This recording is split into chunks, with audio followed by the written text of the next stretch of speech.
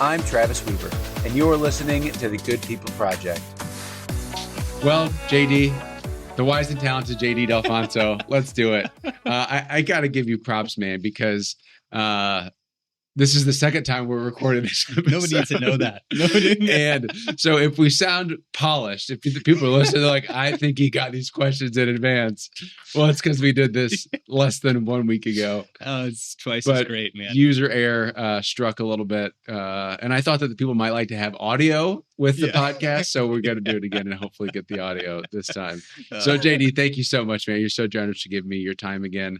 I know there's a lot going down here at Discover Peoria. I know this is a big season for you guys. So JD Dalfonso, CEO of Discover Peoria. Why don't we just start there and just talk a little bit about what is Discover Peoria? What's your customer? Who do you serve? What's your day-to-day like? It's a great question because it's I'll get right into it. So Discover Peoria is short for the Peoria Area Convention and Visitors Bureau. Right. It's a lengthy title. That is what we go by. But for short, Discover Peoria. We represent 7 counties in the area. So while it says Discover Peoria, Peoria is the anchor of what people search for online, particularly things to do. But we service alongside 7 counties of Stark, Marshall, Woodford, Peoria, Tazewell, Fulton, Mason counties. So great diverse lineup of tourism and destination opportunities to market. You mentioned who is our customer. This is a very important question we asked ourselves right 5 years ago, a little bit after I got on board. And the question is, who do we actually serve? And while you have Convention and Visitors Bureau in your title, through a deep dive and recognition of what we try and do, it's actually not those who bring conventions, and it's not necessarily visitors who are our top customers. And that reflection in the industry, and particularly in what we do here at Discover Peoria, our customers are our residents, right? As it may seem odd to say, but really, if we are doing our job well, we are promoting things that are great for the resident and the visitor alike, right? We are trying to drive economic opportunity, right? That is business to consumer efforts, so that whether it is visitors coming in for a convention, visitors coming in for family and friends, or anybody outside, or it's our families, Travis, looking for something to do on that Friday or Saturday night, or even what's going on Wednesday, we can become inspired by what we offer and what we produce, what we advertise, what we put in our articles, our blogs, our newsletters, our website, our socials, so that everybody can contribute to the tourism economy that we have in our backyard. So, is that common where would you call yourself a visitors bureau will think about their customer as their residents, or is that sort of a nuance for Peoria? No, I think many do. I think if you were to visit the bureaus for every destination across America, you'll realize one thing, that if you've seen one visitor bureau, you've only seen one visitors bureau. That being said, that meaning that everybody has to approach their destination a little bit differently, right? We're not a leisure destination. But if you were to market Fort Lauderdale, you could take a little bit different approach. Mm-hmm. However, the bottom line is you want to produce economic revenue through the hospitality industry, right? That's staying in our hotels. Mm-hmm. Now, residents don't necessarily stay in the hotels, but what they do is they visit the restaurants, they go to attractions, they visit events, they spend money at our small boutique shops, they even spend money on transportation. If we're moving the needle in those areas in which people spend, the whole realm of tourism grows here at home. So every destination really wants that. So we talked a little bit about how there's some places that take it seriously. Obviously Las Vegas is famous for it. Pure Michigan, Enjoy Illinois. There's places that see the return on investment, and there must be some places that don't.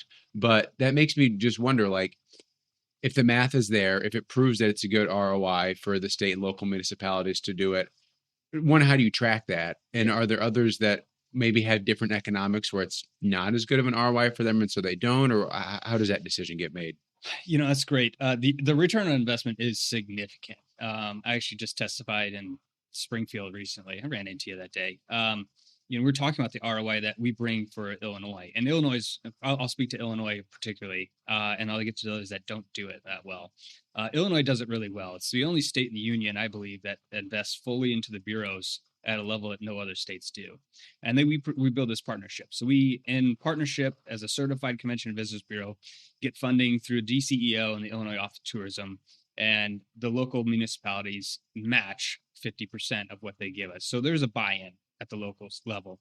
Now, what we know is that through that partnership, for every dollar that's handed to us as a bureau to go market the destination, we, through metrics like tourism economics and other industry calculators, prove that for every $1 spent, you get $10 in Oh, wow. state and local tax revenue returned back to the communities, right? So that has been proven. Now that number fluctuates depending on the year. Sometimes it's been 1 to 11 or 12 It's to not 1. revenue back, it's actual tax revenue back. That's tax revenue. And so, if you've got a 10% sales tax, the total revenue back is like 100 to 1. Yeah. So my message down in Springfield is like, as long as we continue this partnership in the right trajectory, if you keep handing us $1 bills, Yeah. Figuratively speaking, we'll hand you the $10 bills back. Yeah. Right. And That the is- business owners, another 9, yes, right? Another exactly. $10 bills. Yeah, The people that are getting the Adam Whites and the Peterson hotels and Yeah. all those people are reaping the benefits. Because the way that works, Travis, is that we bring in a large convention, right? We're a small convention, doesn't matter, but we're driving economic opportunity through convention and visitors, right? When we have these large pieces of business come into the Civic Center that's right behind us, we will notify particularly our restaurants in the area, right? We let them know that we're going to have 25,000 visitors over the next 3 days. That means, for example, Travis is going to be staffing up, Mhm. paying employees. He's going to be buying more supplies. He's going to be buying more food and beverage. And that's for every restaurant that's going through. Hotels are going to stock up. They're going to be, and that's the ripple effect that when you throw that stone in there and it splashes the exact economics, that's where we get like $4 million of economic impact on maybe a weekend due to a convention. Mhm. The tax revenue is what we really calculate. Those are the tangible numbers that people believe more. Yeah. That when Well, you it's more trackable, I'm sure. yeah, it's more trackable. You can see what it was this weekend last year. You can see what it was this weekend this year. Is that how you Correct. do it? Yeah, exactly. Yeah, and through different services that we have, we can see the foot traffic and the visitor spend and the cross traffic. When they go to the Civic Center, they're also going to these restaurants as well. So it's really interesting to see the trends when it comes to that tourism splash that we Mhm. make. How do you think about the difference in the ROI from let's say a Bradley game, which is probably almost all Peoria residents, versus a Kiss concert that's probably more regional residents, Mhm. versus you told me you have the national gaming conference coming up. Oh, yeah. That's probably national residents. So Correct. is there like a difference of how you would weight those of what the benefit is based on where the people are coming from? Yeah. So when we run economic impact out calculators, we in order to get that really honed in estimate, we need all the information we can, particularly when it comes to overnight stays. Overnight stays is a very large economic driver from the hotel tax generation. And restaurants is in sales tax, and food and beverage is also calculated the best. As long as you have a close number of attendees that came to the event or planning to come to the event, the more information you can plug into this calculator, the closer it's going to get, Mhm. right? So when you have how many home Bradley games throughout the year, yes, it's more local traffic. But if I was to use my family, for example, my parents stop by the Levy District for food and beverage on the way in. Then they get to Carver Arena and they watch the game and then might spend a little money there and then go home. Now they're doing that how many times throughout the year? Yeah. And all the families coming down there. A successful program, more attendees down there. That's great. Kiss concert, yes, that's that. I think you're adding in overnight stays because people will be coming from across the state or the region, and you're going to be filling up hotels at the same time. That's a great economic driver, right? That's a one-time event, one night, but overnight stays is calculated into that. Mhm. Now, where the real big money comes from the convention visitors is the fact that you're bringing in 10 to 15,000 people and they're staying for 3 nights or 4 nights, or a sports tournament that's 3 to 5 nights, right? And then that's generating tens of thousands of dollars of hotel tax alone before they go eat and drink anything here in town. Is there any chance we could get IHSA basketball back? How does that contract work? Yeah, there's a chance. So they're going to have to open up the contract for bid, and they're extending. Was it a 10-year deal when it went to? It's in Bloomington, right? It is in Champaign. It's Yeah. in Champaign, and it is I think on a 5-year Okay. extension now. And so they're at U of I right now, and so we have. I think they just extended that, so we'd have to wait until they open it up if that's the case for us to bid again. The unfortunate fact about that is that I should say left a lot of money on the table, frankly speaking. There's a lot of support from the Civic Center and the subsidies that the Civic Center gave in the Civic Center, as well as the money Caterpillar gave in significantly to the process as well. Yeah, I forgot there was the whole experience. Well, that aside, that's on top of it as well. So you had the experience right across the hall that could capture people to stay there and experience, March Madness here. Yeah. So they don't have an experience in Champaign. Wow, they don't. No. Oh man, that was such a huge benefit. Massive. It was a blast. I remember like in the 6th grade, we played bitty basketball there on the tile courts, and they had the giant basketball hoop that was like, 10-foot diameter. You chuck balls up to. I know it. I mean, and so, yeah, I'm sure like a parent, like you maybe go watch a game, but the kids, I remember wanting to go because I wanted to go to the experience. Absolutely. And I remember as I was a kid growing up, the 1A, 2A formats, it was a sold out arena, right? And when they moved to 4 classes, I understand why. It changed the entire dynamic of the tournament. So overnight stays dropped on that. And then just a matter of lesser attendees at the games happened as well. But there is a possibility. I still believe that we are the top destination for IHSA state championships. One of the sneakiest championships that IHSA hosts here from economic standpoint is the cross country meet over at Detweiler Park. That drives occupancy in hotels upwards to 90% of occupancy throughout the region for that tournament. And that's a couple night stays. So while basketball was big from a reputation standpoint, there are some other big drivers of economic opportunity when it comes to IHSA, and that being the state cross country one for sure. But, with that, when that door closed, another one opened, and that allowed us to get the Illinois Kids Wrestling Federation in town, which drove actually more attendees and more revenue. Really? Oh, yeah. Than basketball? Yeah. Because of how long it is, or from the stay, the amount of people, and the amount of teams that came here. And this is basically the state championship for middle school wrestling. Per se, from the state side. And I think, and it outgrew Rockford, Illinois. And so they sought out Peoria, and we were able to accommodate them with the Civic Center and the hotel community and everything here. And after the debrief of that event, we found out that the community won big, the Civic Center won big, and the client, most importantly, won big as well. So it's a win-win-win for that. And then we just solidified a 5-year extension for that, and that is going to be here. So like I said, our job is, that was bad news, and it suffered a reputation, kind of pride for the community. Sure. We went hard to work, and particularly alongside the Civic Center, and said, this is a great win for us as well. Yeah. It's so fun to sit with you because, like, even as a lifelong Peoria, there's things I knew about the cross country, but I didn't know about the wrestling, and then also the fact that it's, better and some, it's hard to qualify what better is because there was a pride component to the basketball, but as far as an economic driver go, the wrestling replacing it is right there. And I love to hear it was too big for Rockford, and so it came to Peoria. Like, we guess bigger things come here. And I'm close with my counterpart in Rockford. He's probably an industry mentor of mine in many regards, and so he gave me a heads up, or I gave him a heads up too. I said, we're not stealing this. This is not hostile territory here, but let us know.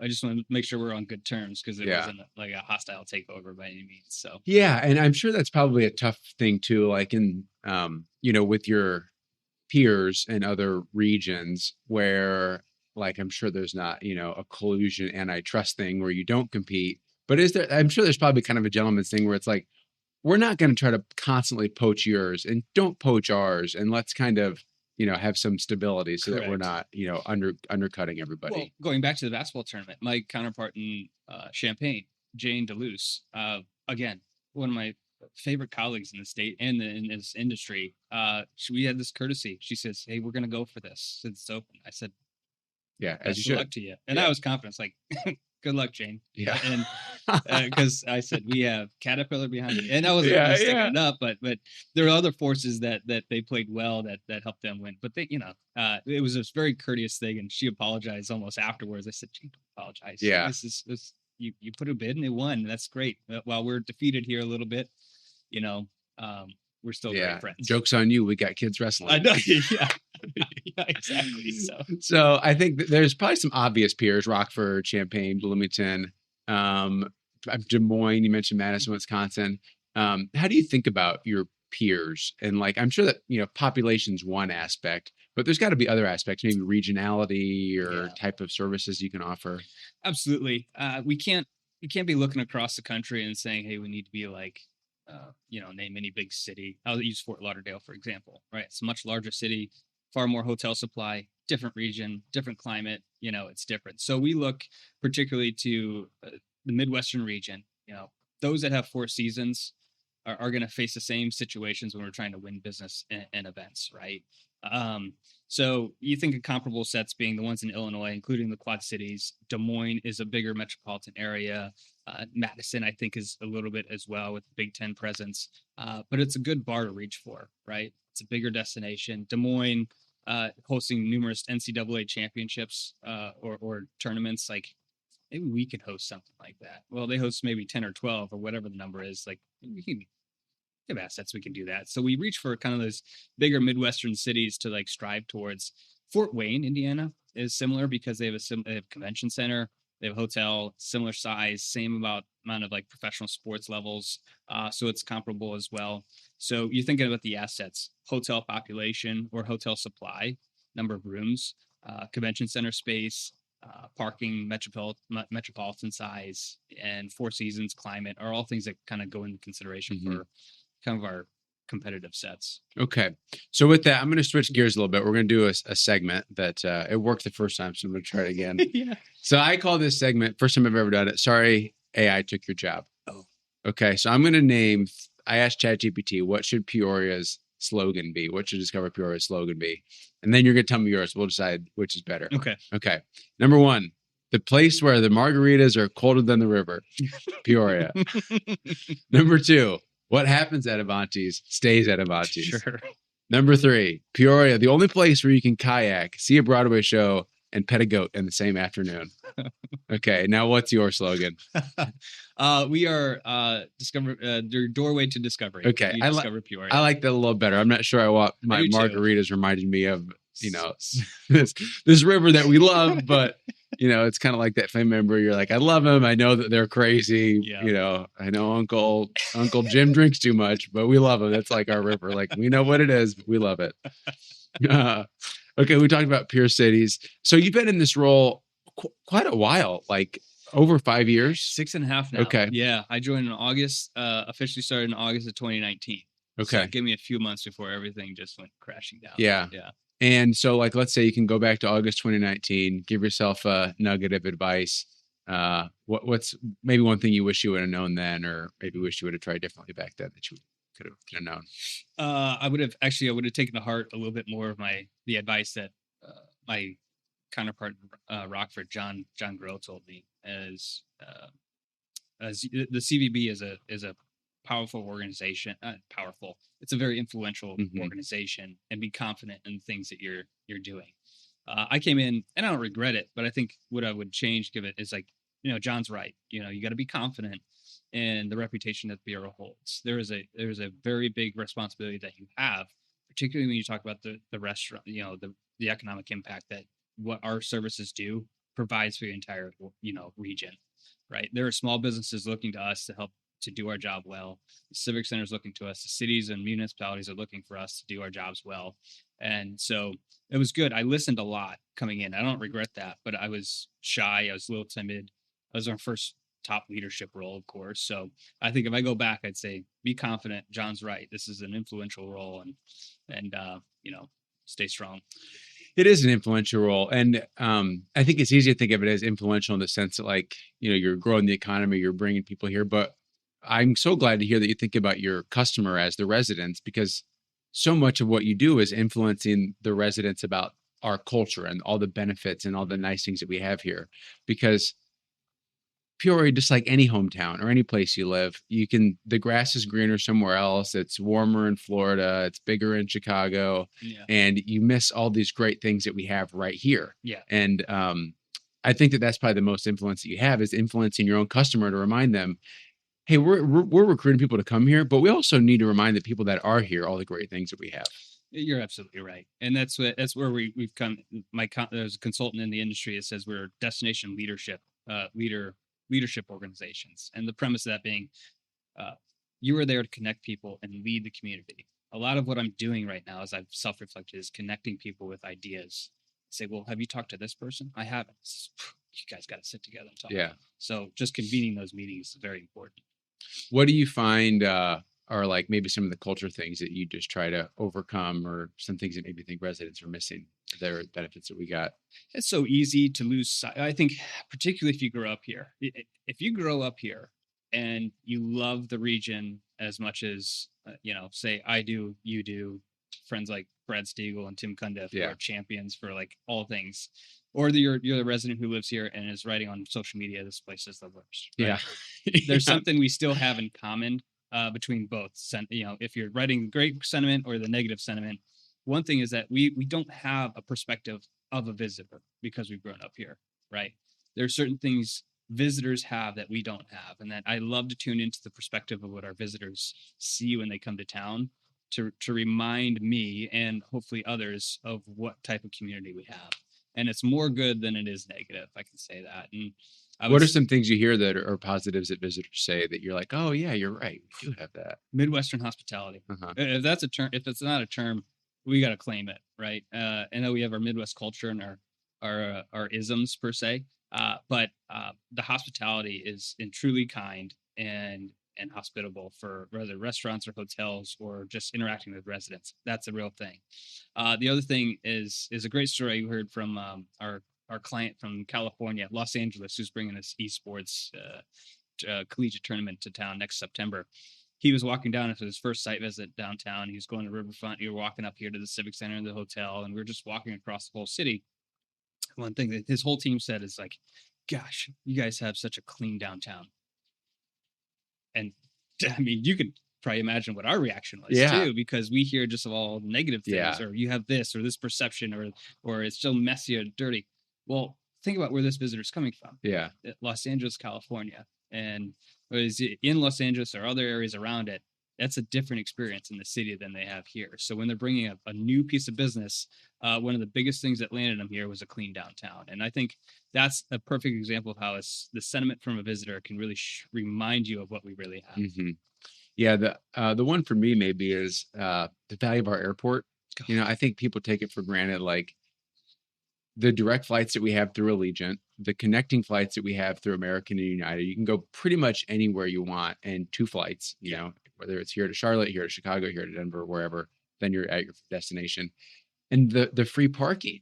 Yeah. I mean, like, you grow up here, you assume, oh, every airport's got free parking. Then you go to O'Hare and it slaps you for $50 a day, maybe more. And you're on a 4 or 5 day trip, and you get home and you're like, I spent more on my parking than I did on my ticket alone. I could have just left from Peoria, saved that money, got there quicker. It's a 15-minute drive from your house. One time I actually, so my wife, when we were dating, lived in Charlotte, and I thought that my flight was at like 3:30 instead of 3. So I'm at the Hy-Vee gas station. I get an alert on my phone, your flight is now boarding. I get from the Hy-Vee gas station to the airport through security, and like, their line was still boarding. Like, I wasn't even like making it last second. Yeah. So I mean, that, like, O'Hare, you couldn't ever dream to do that. And so I mean, we just take that for granted. Oh, absolutely. And I'll be a champion for the airport because we have great partners for them, and it is a true asset that we have. That example is exactly right. What makes it so great. And if you think that you're going to drive from this area up to Chicago, pay for parking, and it'll be cheaper for your trip, you're absolutely sorely mistaken. If you don't think the credit card companies or those that are setting the prices don't know your habits, you're sorely mistaken. Mm-hmm. So don't be fooled by the fact that, I don't need to buy the plane ticket here. Fly regional, because one, it's going to be cheaper than driving up paying for parking. 2, it's going to be more convenient. 3, the free parking here is something that even our Quad Cities partners don't have, because it's split right to, Iowa and Illinois. They don't have the luxury of collecting the taxes that we do here. They have to pay for parking up there in Moline. And so we have that over us. It's a cleaner airport. And remember, you get through TSA, as scary as it may sound, you're connected to the world, right? You get through the security parameters, and you can be in Peoria and you can be in Rome in the same day, right? So you're connected to the world once you get through that. And the convenience of getting through there and parking and being affordable, is top notch. Yeah. So I supposedly airports look at this metric of leakage, how many people are leaving your airport to go to another one. And in Peoria, I guess we don't really look at that because it's the opposite. It's how many people are leaving other regional airports to come here to ours. I think the free parking is a big driver of that, but also the volume that they've been able to do. This year's volume for customers through the airport is on track to be 20% higher than their previous record year. They're going to put over 1 million people through it. Yeah. Which that's just such a virtuous cycle of get more volume through it. You get more flights because of it. The flights are fuller, so the airlines like it better. And then that breeds more flights and more destinations that we get to have. So man, I'm just like pushing the airport right now. Keep using it, people. Keep going. Make them put in another parking lot because the free parking is starting to get used up. And let's really make this an even more special part of our community. The place is humming. You see it when you drive in. You see all the cars parked there. They're just doing a great job at that airport. Yeah. So we talked about the great things that are going on here. And I just want to highlight a little bit of them because winter, spring, summer, fall, you name the season, there are fun things to do here. When people say, oh man, there's just not fun things to do, you're sorely mistaken. You guys got them all up on your website. So I'm going to name a season. You're going to name your favorite either thing that you and Lauren like to do for fun or like your favorite activity that happens in that season. So right now we're in winter. Let's start off where we're at. What's your favorite winter thing? Well, we just came from the Christmas in the Village over the weekend at the Riverfront Museum. That was an absolute blast. It's great for the kids. It's great for the family. The setup for like a Kris Kringle market style kind of event with a tree that rivals Rockefeller Center on one place. It's great. But you have the indoor amenities of the Peoria Riverfront Museum, which is an incredible asset for this area and this entire region. I think that was just a spectacular. And then you have the Santa Claus Parade. You have Felipe's Winter Wonderland. You got these pop-up bars at Time and Kelleher's. If you haven't seen it, we're just hopping around from event to event. Usually we run into the big guy in red too, so that makes it go better. Kids love it. Yeah. So it's nice to be able to do round 2 of this because you inspired me. You told me about the Time pop-up bar. Oh yeah. My wife and I went there Saturday night before the Bradley game, and man, if you're listening to this, get down, go on a date night, go to the Time pop-up bar. I was like jaw open for like 10 minutes. I mean, the amount of work that went into this thing, I mean, like lights all over the place, intricate things, like we were like, wow, this is amazing. And then 20 minutes, I look over and there's like a nativity scene that we hadn't even noticed. And then I go into the bathroom and there's like ornaments hanging off of the wall. I was like, holy smokes. And then our waitress came and I said, this is amazing. I can't imagine how much time it took. And she was like, yeah, it took a lot of time. Yeah, I bet. So it was awesome. I'll talk real quick on that. I sat down. We did Chris Wable at the Downtown Development Corporation, and I sat down to talk about this idea of a Christmas pop-up bar. And we approached Travis and Sean Sullivan, and for Travis particularly, he said, "Hey, these things have proven to increase like traffic even up to 40%." So again, keep that economic opportunity in mind. We applied for a grant through the Greater Peoria Leadership Council, and in partnership with them, we were able to execute this kind of for a dollar for dollar match. Well, Travis went above that spend, and we're still, of course, partnering with them, but he just went all in, as you can imagine. And when he was telling me what he was going to be doing with his staff, I left that meeting. Nothing was put up yet. I just called my wife and I said, we have to find a date night, find another couple. I will make a reservation. Just trust me. We're going to Time for this. And so I'm glad you enjoyed it. Yeah, I can vouch for it. So you named some great ones. I got a list down. Festival of Lights. So awesome. Like, especially memories as a kid to go down there, get those memories started now. Kids will go there for the rest of their life. The Northwoods Christmas program. Man, they deck it out like it's Broadway level, December 14th through I think the 22nd. Tickets are free. You just got to go grab them so they know how many people are coming. Bradley basketball games, man, I saw you there on Saturday night. The Braves won by 29.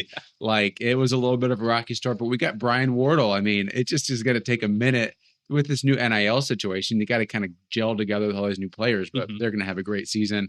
Love the Salvation Army trees around town. Of course, the Peoria Rivermen, Winterfest, Peoria Symphony. Lots of fun stuff happening. Forgot about some of those. They're all great events. Yeah. I know they're on our website, peoria.org or discoverpeoria.com, but that's the reason. Like, you can forget about all these things. Go to the website and be inspired to check out all those. Yeah. Okay. I'll go next. Okay. So spring, man, St. Patrick's Day Festival or parade, going down to Kelleher's, and Pat makes these mini Guinnesses Yeah. that are like a shot, but they taste just like a Guinness, and they're awesome. And he loves to serve them. Of course, we got opening day baseball season. Peoria Chiefs are playing. Memorial Day parades, Memorial Day itself, just so much fun around the area. And of course, spring has sprung, man. Like just driving around, seeing the planting get started in the cornfield, starting to see that corn come up out of the ground, just like Midwestern, just such a great sight to see. Yeah, you named many of them there. It's the fresh air aspect, right? People bodies are getting out of the winter fog, getting out. We do that. We'll just start stretching our legs, start getting out a little bit more just to get the fresh air. Do you have a favorite patio that you hit in the spring for question? Take the kids out for a meal or just sit and have a beverage? Quick one that we go to for proximity is Industry.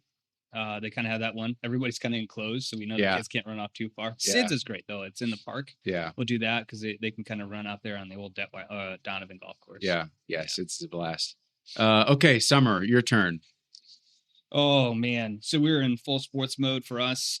So we are going to sports games, baseball. We're a baseball family, so we're doing baseball, and then we're supporting our restaurants during that busy schedule. One of the top things is I think about is the fireworks display, red, white, and boom. Yep. Massive, right? And so there's so many different ways in which we experience that event. East Peoria side, Peoria side, this event, that event, up in the Chase Tower, whatever it was, we've seen it in different aspects, and it is great every way. Yeah. Do you guys do Christian Center? Is that what you do your sports through? Christian Center for some of them. I think we've done basketball. I think we've done baseball. We're on a travel baseball team this year. I'm coaching. Yeah. Oh, good for you. Yeah. So yeah, pray for me. Yeah, I will. Yeah. And that, the Christian Center sports are just such an asset too for the community. I did them growing up. Yeah. And I remember thinking like, oh, this is only Christian. And it is a mission. I mean, it's 501c3 Christian mission. That's the point.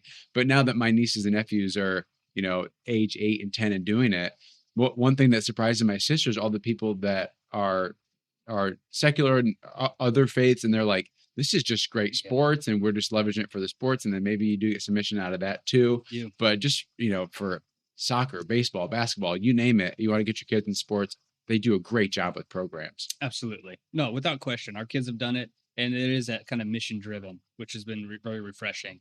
That's incorporated into my coaching style as well. Yeah, to make sure that we keep in focus what's most important. Yeah.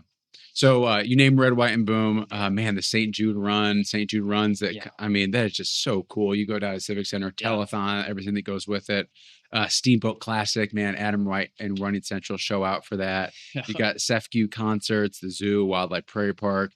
Man, just going for a walk or a picnic on Grandview. Yeah. The Farmers Market downtown, Taste of Peoria, Moss Avenue sale. Great affordable golf courses, man. I don't know that people, that's one thing we miss, like, especially when Donovan was open, but Kellogg is just, I love to go out there and play. It's so cheap. Like you can walk it, you can do the 9. There's a lot of fun stuff. Heritage Square concerts be another one. Gosh. Yeah. Huge. Yeah. You named all those. I forgot many of those. Shame on me, but it's partly because there's so many of them. You can hire me if you want. I know you will. I'll put you on the payroll for sure. Yeah. Keep promoting us.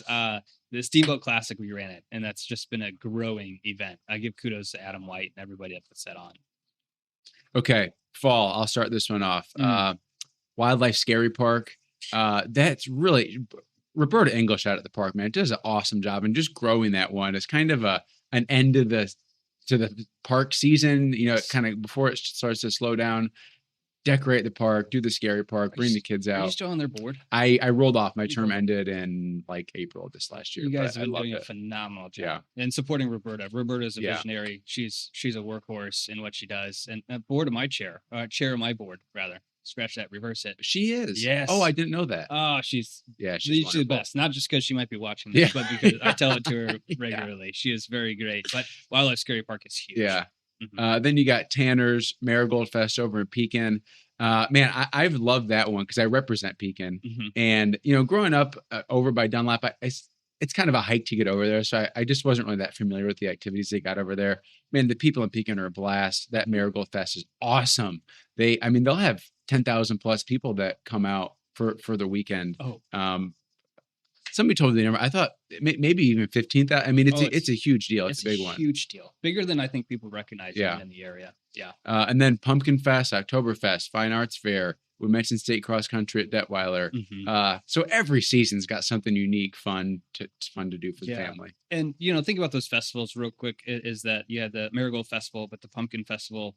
All of our communities have these events that surround kind of like their identity, their brand. And we actually just hosted Thanksgiving at my parents' house, and we had two people came from Australia that joined us on their swing through the United States. And that it was the middle of November, right? But she said, "I heard Morton's the pumpkin capital of the world. Yeah. I'd like to go see it." I said, "Well, What do you want to see? well, we Yeah. can drive you through there." And Yeah. but she wanted to seek it out and Yeah. see it because she had heard about this from across the world. So, Yeah. anyways, it's Yeah. great what we have. So another thing, almost on cue, we got one of the Air Guard planes flying over us right Yeah, now, there they are. and just another great example of like, if you're from Peoria, you see them. Mhm. Man, I see them like once a month, and you kind of just become blind to them. You don't think it's anything special, but like, how many places just have the Air Force doing testing over their community Oh, once a month? I mean, it's pretty frequent. training and everything. And that was the old C-130 Hercules. I think that's going out. They're H models. I'm a bit of a geek on it, and I love our Air Guard, and I have plenty of friends over there, and I got to tout on them. So we're getting new models in by help of what I think our Darren Lewis been able to get Okay. through, and that has been working on for years. And so next year we should get these new upgraded models that will be flying around. So while Awesome. it might be quiet next summer, new ones are coming in. Okay. But to tout what it's a sneaky large employer in the area. People don't, it's a quietly large Mhm. employer for the area. And two, they are at the highest standard of what they do for the C-130s. So there's a reputation, they call it, I think, the Peoria way, by the way they maintain and do all that. Our guys fly out, I guess, all the time to teach other people how we do this so Wow. well. So it's Wow, I it's love a that. huge asset for us. Awesome. Well, hey, before we sign off, man, anything, I know we hit some upcoming stuff, but anything you want to plug or you got the website, anything related to Yeah. Discover Peoria worth plugging? Yeah, it's our top asset. We really try and make sure that lives and breathes well through the seasons, whether that's Christmas season now or if that's Bradley move-in weekend. We just want to make sure that we're tailoring what we're putting out to the times and the culture that we have here.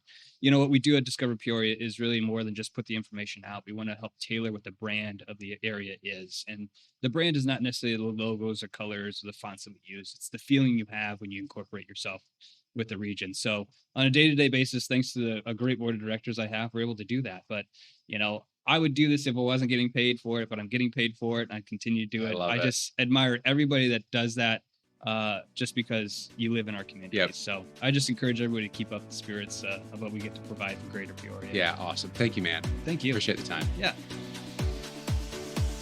I'm Travis Weaver, and you're listening to the Good People Project.